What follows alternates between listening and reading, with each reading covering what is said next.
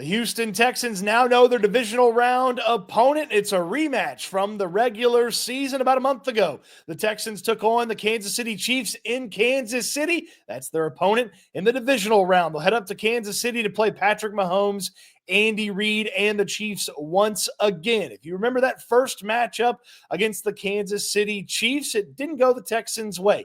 Didn't quite have enough on offense, didn't quite have enough on defense, and they came up short 27-19 in that matchup against the Chiefs. And there were some shoddy officiating moments as well in that matchup. Let's go back and think about the offense from that one. There were flashes of brilliance from CJ Stroud, Bobby Slowick, and the offense in that game. One of their best drives all season long was against the Kansas City Chiefs in that game. Unfortunately, some of the issues that we saw throughout the course of the regular season from the Texans reared their ugly heads. Late in the game, they couldn't pass block.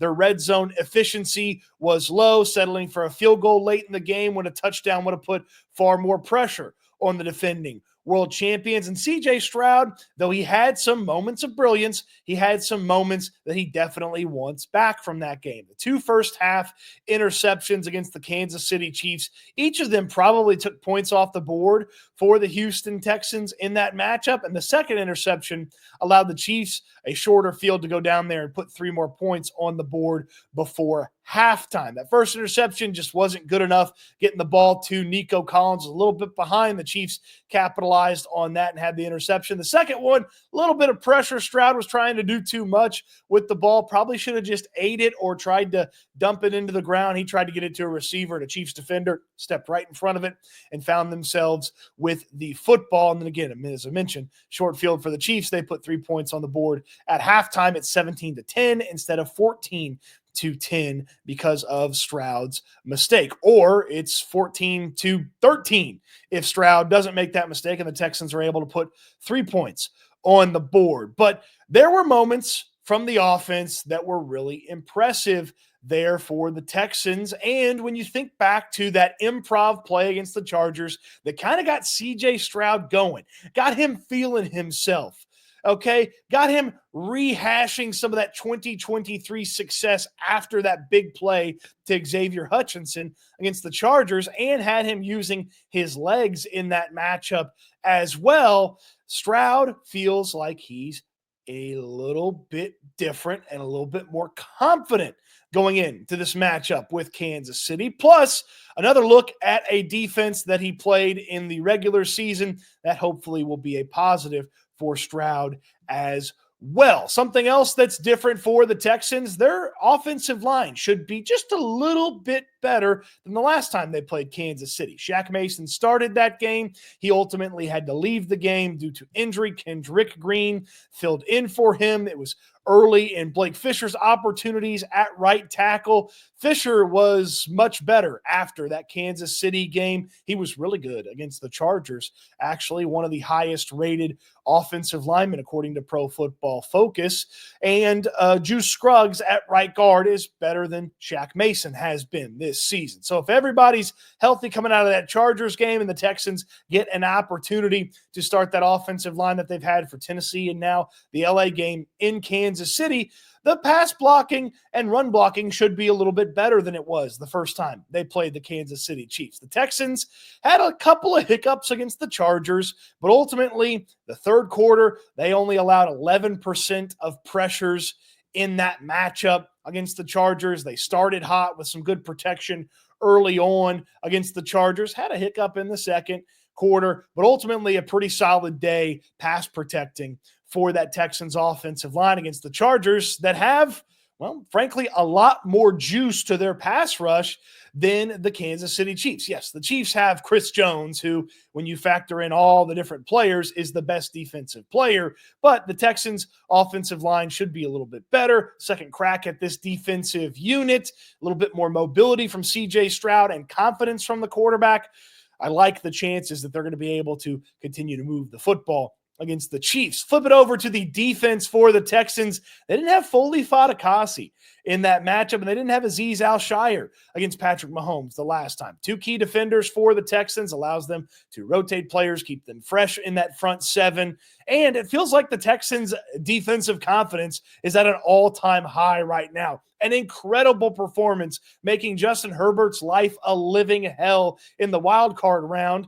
That is something that can and should and probably will travel pretty well to Kansas City. The matchup against the Chiefs the last time, the Texans had some moments on defense where they were able to make a play here or there, but ultimately just couldn't stem the tide against the Kansas City Chiefs for the duration of that one. The Chiefs were able to eat up clock with some long drives. They were able to dink and dunk. They didn't have to hit big plays. The Texans didn't tackle as well as probably they wanted to in that matchup, and it allowed the Chiefs to have some extended drives, continue to put points on the board. Look, 27 points is not some sort of massive, awful number to give up to the Kansas City Chiefs at home on a short week when they got Hollywood Brown back. That's not a bad deal. And this pass rush for the Texans, it's got to get home this time against Patrick Mahomes. They had an impressive time slowing down the Texans' pass rush the last time the Chiefs did. If they do that again, the Texans won't have a chance. But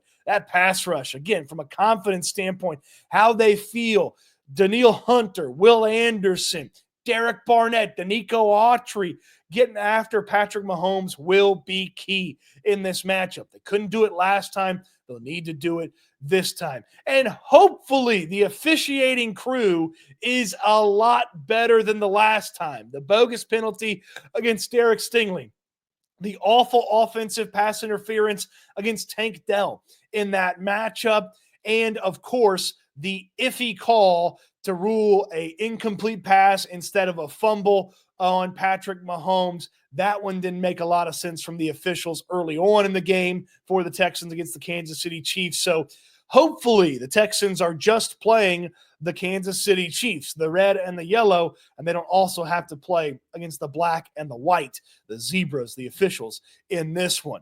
And look, you look at this matchup, the game you had against the Chiefs, that's a better matchup right now than playing the Baltimore Ravens. When you see what happened against the Baltimore Ravens earlier this season as well, you preferred this matchup to the Ravens matchup, and now you get your shot at the Kansas City Chiefs in Kansas City. It's Arrowhead. It's a really tough place to play. Temperatures should be below freezing for this matchup. It'll be cold in Kansas City. One factor to think about here for the Chiefs, their starters, as far as gearing up, getting ready to play a football game, they haven't played a football game and had the starters really get ramped up and ready for a game in over 20 days by the time this game kicks off. Could there be a little early rust factor for the Chiefs? If that's the case, the Texans need to jump on them early in Kansas City. Plenty of stuff to talk about this matchup, break it down, discuss over the course of the week.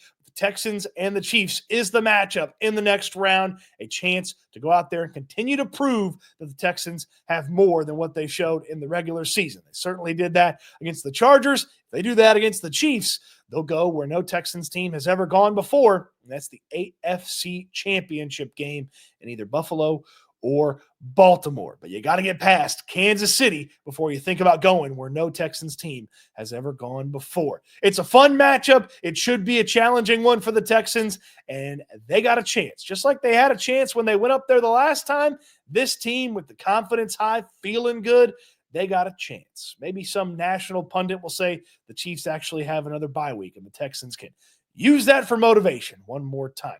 Plenty to get to here on the channel this week, so stay tuned. Subscribe to the channel if you haven't already. Subscribe to SNL, where I do my combo work with Landry Locker from the Locker Room. Subscribe to the Locker Room, and of course, check out Houston football. So much coverage for the divisional round coming your way. You don't want to miss any of it. Appreciate you watching the video. Hope you enjoyed it, and I can't wait until we talk Texans again soon.